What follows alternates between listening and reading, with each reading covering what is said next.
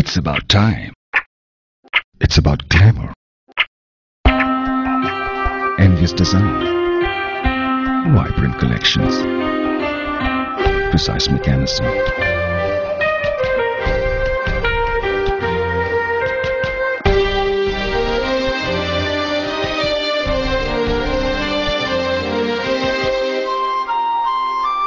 Glamour. Chennai Watches. Precious time. Behzad Group of Companies, fuel transporters by road and sea. Our branches, Qatar, Kuwait, Saudi Arabia and UK. Behzad Information Technology, Dubai. Behzad Steel Manufacturing and Engineering, Sudan. Behzad Group of Companies. Quality Hypermarket, Salwa Road, Doha, Qatar. Supermarket, department store, 200,000 square feet shopping extravaganza, parking space for more than 1,500 cars, exclusive sari showroom, ladies and gents beauty salon, customer friendly service, high quality products at the lowest prices. Quality Hypermarket, Salwa Road, Doha, Qatar. Feel the trust of quality.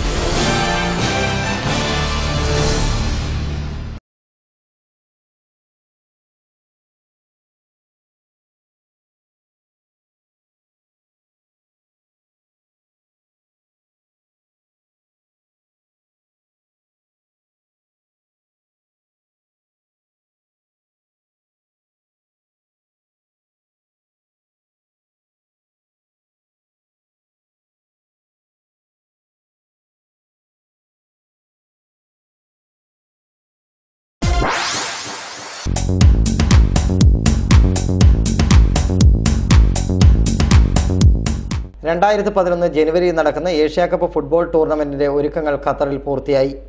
16 ടീമുകൾ മാറ്റിവെക്കുന്ന മത്സരം 5 സ്റ്റേഡിയങ്ങളിലായാണ് നടക്കുക.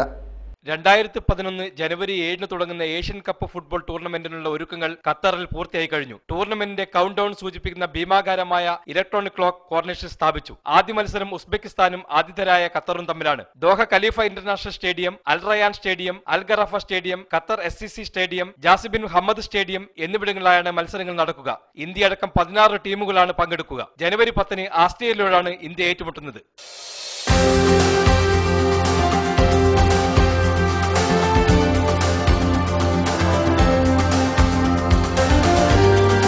35 വർഷത്തെ പ്രവാസ ജീവിതത്തിന് ശേഷം നാട്ടിലേക്ക് മടങ്ങുന്ന ഹാഷിം തങ്ങളെ പരിചയപ്പെടുത്തുകയാണെന്ന് ന്യൂസ് ഫോക്കസിൽ.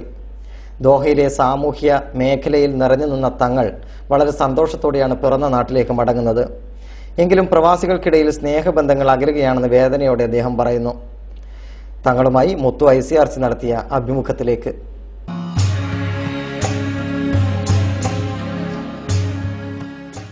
അന്നവും അഭയവും തേടിയുള്ള യാത്രയിൽ നമുക്ക് വിലാപങ്ങൾ പങ്കുവെക്കുവാൻ മലയാണ്മയിൽ പിറന്ന പര്യായപദമാണ് പ്രവാസി. ഒരിക്കൽ പ്രവാസം അനുഭവിച്ചാൽ എന്നും ആ ഓർമ്മകളുടെ തടവുകാരനായി കഴിയുന്നവൻ കൂടിയാണ് പ്രവാസി.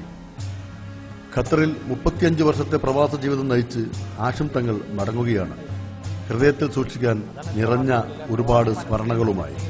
എനിക്ക് പറയാനുള്ളത്, പ്രവാസികളുടെ ചരിത്രം എഴുതുന്ന ഭാവി ചരിത്രകാരൻ പ്രവാസ മനസ്സിനെ കുറിച്ച് തീർച്ചയായിട്ടും ഒരു വിശകലനം നടത്തേണ്ടതാണ്. ഒരുപാട് മാറ്റങ്ങൾ അവർക്ക് നാട്ടിൽ നിന്നുള്ള നാട്ടിലെ മനസ്സും പ്രവാസ മനസ്സും തമ്മിൽ ഒരുപാട് വ്യത്യാസങ്ങളുണ്ട്. സാമ്പത്തികമായ ഒരുപാട് പുരോഗതികൾ രാജ്യത്തിനുണ്ടായി. വിദ്യാസമ്പന്നരായ യുവാക്കളുണ്ടായി, അവർക്ക് ജോലി ഉണ്ടായി, രാജ്യം പുരോഗമിക്കല്ലേ. അപ്പം അങ്ങനെ മാറ്റങ്ങളുണ്ടായി. ആ മാറ്റങ്ങളിൽ പ്രവാസികൾ വലിയൊരു ഘടകമായിട്ടുണ്ട്, യാതൊരു സംശയമില്ല. അതൊരു ചരിത്രമാണ്. തൃശൂർ ജില്ലയിൽ കൊടുങ്ങല്ലൂർ താലൂക്കിലെ കളിമുട്ടം സ്വദേശിയായ ഹാഷിം കോയത്തങ്ങൾ ആദ്യകാല പ്രവാസിയാകുന്നത് കപ്പൽ യാത്രയിലൂടെയാണ്. ഞാൻ SS ദ്വാരകയിൽ 1976 കപ്പൽ കയറും, 77 ഖത്തറിൽ ഇറങ്ങുകയും ചെയ്തതാണ് ഫസ്റ്റിൽ. അപ്പം അന്ന് ഖത്തറിൽ വരുമ്പോൾ ഖത്തറിൽ ആകെ ഒരു ബിൽഡിംഗ്, ദൂരെ നിന്ന് കാണാവുന്ന ഒരു ബിൽഡിംഗ് എന്ന് പറഞ്ഞാൽ അത് ഗൾഫ് ഹോട്ടലിന്റെ ബിൽഡിംഗ് മാത്രമാണ്. വേറെ എന്ന് കാണുന്ന ഒരു സമുച്ചയങ്ങളും ബിൽഡിംഗ് സമുച്ചയങ്ങളും അന്നില്ല.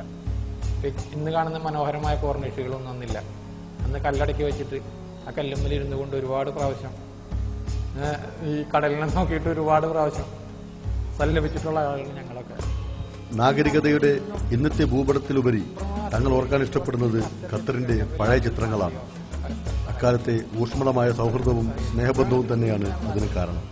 ഇന്ന് എല്ലാം അഹം എന്ന സങ്കുചിത വ്യവസ്ഥയിലേക്ക് ചുരുങ്ങിയെന്ന് തങ്ങളും സാക്ഷി പറയും. പണ്ട് പ്രത്യേകിച്ച് പറയുകയാണെങ്കിൽ ഒരു സോപ്പ്, ഒരു പൗഡർ, ഒരു എണ്ണക്കുപ്പി, ഒരു ഹെയർ ഓയിൽ, ഇതൊക്കെ എല്ലാവരും ഉപയോഗിക്കും. എല്ലാവരും കൂടി ഉപയോഗിക്കും, ഷെയർ ചെയ്യും. അതായത് പല്ല് തേക്കണ ബ്രഷും ടങ് ക്ലീനറും മാത്രമാണ് വ്യക്തിപരമായിട്ട് ഒരാൾക്ക് ഉണ്ടാകുന്നത്. അത് പിന്നെ ഷെയർ ചെയ്യാൻ പറ്റില്ലല്ലോ. അപ്പോൾ അത്രയും സൗഹൃദമുണ്ട്. പരസ്പരം വസ്ത്രങ്ങൾ വരെ അലക്കി കൊടുക്കുവാണ്. ഒരാൾക്ക് ഒരു സുഖമില്ലാതെ ആയിട്ടുണ്ടെങ്കിൽ നാട്ടിൽ പോകുന്ന സമയത്ത് ഒരാൾ നാട്ടിൽ പോകാൻ തീരുമാനിച്ചു കഴിഞ്ഞിട്ടുണ്ടെങ്കിൽ ആ സാധനങ്ങളൊക്കെ വാങ്ങിച്ചു കൊടുക്കുന്ന മറ്റുള്ളവരാണ്. വല്ലാത്തൊരു മാനസികാവസ്ഥയുണ്ട്. പരസ്പരം സഹായിക്കുക, പരസ്പരം സഹകരിക്കുക. വേണമെങ്കിൽ ഇന്നാണ് അതിന് അല്പം ഒരു കുറവ് സംഭവിച്ചിട്ടുള്ളതെന്നാണ് എൻ്റെ പക്ഷം. അതൊക്കെ വളരെ കണ്ണു നനയിക്കുന്ന ഒരുപാട് അനുഭവങ്ങളും ത്യാഗങ്ങളും അന്നത്തെ പ്രവാസികൾ സഹിച്ചിട്ടുണ്ട്. ഒന്നും പറയാൻ വാക്കുകളില്ല. അതൊക്കെ വലിയ ചരിത്രമാണ്. സാമൂഹ്യ പ്രവർത്തകൻ, പ്രാസംഗികൻ, ഖാദികൻ, ഗായകൻ, ഈ മേഖലകളിൽ വിഹരിക്കുന്ന തങ്ങൾക്ക് അമൂല്യമായ ഒരു ഗ്രന്ഥശേഖരവുമുണ്ട്. എല്ലാ മതവിഭാഗങ്ങളുടെയും വേദഗ്രന്ഥങ്ങളാണ് ഇതിലെ വേറിട്ടൊരു കാഴ്ച. 35 വർഷത്തിന് ശേഷം എനിക്ക് കാർഗോയിൽ അയക്കാനുള്ളത് എൻ്റെ പുസ്തകങ്ങളാണ്. ഞാൻ 2 വലിയ കാർട്ടൂണിൽ അത് നിറച്ച് ഒക്കെ ശരിയാക്കി വെച്ചിരിക്കുന്നു. ഇപ്പോൾ അയക്കണം. അതാണ് എൻ്റെ സമ്പാദ്യമായിട്ട് എനിക്കുള്ളത്. ഒരുപാട് ഈ 35 വർഷവും നാട്ടിൽ പോയി വരുമ്പോഴും ഞാൻ പല പുസ്തകങ്ങളും ഇങ്ങനെ വാങ്ങിച്ചുകൊണ്ടുവരും. അതൊക്കെ ഇങ്ങനെ അത് വലിയൊരു അറിവുണ്ടായിട്ടൊന്നുമല്ല. എന്നാലും ഒരുപാട് സ്നേഹബന്ധങ്ങൾ, ഒരുപാട് മനുഷ്യരായിട്ടുള്ള ബന്ധങ്ങൾ, നല്ല ബന്ധങ്ങൾ സാമൂഹ്യ സാംസ്കാരിക മേഖലകളിലും മതമേഖലകളിലും ഒക്കെ തന്നെ രാഷ്ട്രീയ മേഖലകളിലും ഒക്കെ വലിയ വലിയ ബന്ധങ്ങൾ ഉണ്ടാക്കിയെടുക്കാൻ കഴിഞ്ഞിട്ടുണ്ട്. അത് വലിയ ജീവിതത്തിലൊരു നേട്ടമായിട്ടാണ് ഞാൻ കണക്കാക്കുന്നത്. അതുകൊണ്ട് തന്നെ അദ്ദേഹത്തിന്റെ സുഹൃത്തുക്കൾ ഒരു വിടവാങ്ങൽ ചടങ്ങിന് വേദിയൊരുക്കുകയാണ്. മുൻ MP അബ്ദുസമദ് സമദാനിയാണ് മുഖ്യ അതിഥിയായി എത്തുന്നത് തങ്ങൾക്ക് യാത്രാമംഗളങ്ങൾ നേരുവാൻ. 35 വർഷത്തെ ഗൾഫ് ജീവിതം അവസാനിപ്പിച്ച് ഹാഷിം തങ്ങൾ നാട്ടിലേക്ക് മടങ്ങുകയാണ്. ദോഹയിലെ കലാസാംസ്കാരിക രംഗത്ത് നിറഞ്ഞു നിന്ന വ്യക്തിത്വമാണ് ഹാഷിം തങ്ങൾ. ഒരു മുഖവര കൂടാതെ തന്നെ ഖത്തറിലെ പ്രേക്ഷകർക്ക് ഹാഷിം തങ്ങളെ അറിയാം. അദ്ദേഹത്തിന്റെ അനുഭവങ്ങളാണ് നമ്മൾ ഈ കേട്ടത്. അദ്ദേഹത്തിന് ന്യൂസ് ദോഹ എല്ലാവിധ യാത്രാമംഗളങ്ങളും നേരുന്നു. പ്രധാന വാർത്തകൾ ഒരിക്കൽ കൂടി. ചതിക്കുഴികൾ വീണ്ടും. നിർമ്മാണ കമ്പനിയുടെ മറവിൽ 20 മില്യൺ റിയാലിന്റെ തട്ടിപ്പ്. ഇരകളിലേറെയും മലയാളികൾ. പ്രതികൾ നെയ്റോബിയിലേക്ക് കടന്നതായി സൂചന.